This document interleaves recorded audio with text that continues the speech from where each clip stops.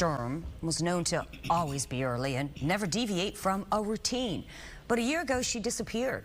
A Manatee County judge has now officially declared her dead. But the Bradenton Police Department still has a lot of questions about what happened to her. They believe her brother holds the key, but he died by suicide just days after law enforcement began investigating. As Fox 13's Kimberly Quizon reports, Bradenton police are still working to close the case.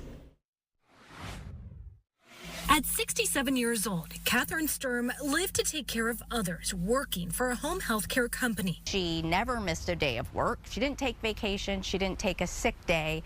She was always an hour early to work for 20 years. That was until January 23rd, 2024, when she never showed up for work. Immediately, her co-workers knew something wasn't right. They called her brother Scott Stirm, asking where she was. They did everything they could to try to find Catherine. Initially, Catherine's brother said that she was hospitalized.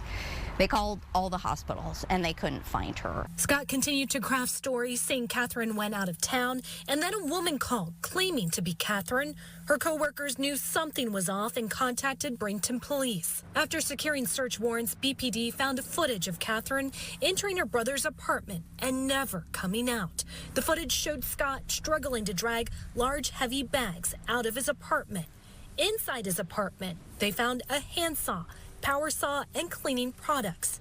At the Manatee County landfill, they found a bag with a knife, hatchet, bloody clothing, and Scott's mail. We believe he had knowledge of Catherine's death, dismemberment, and disposal. Scott Stirm was found days later at a hotel in Brooksville. As officers went to speak with him, Scott died by suicide. We may never know what led to this. We felt that Scott had those answers. And while Bradenton police don't believe Catherine will ever come home, they hope someone out there has information that will provide closure to those who knew and loved her. In Bradenton, Kimberly Quizon, Fox 13 News. Bradenton police would really like to speak to the woman who called and pretended to be Catherine. They say when they tracked the number, they realized it came from a burner phone.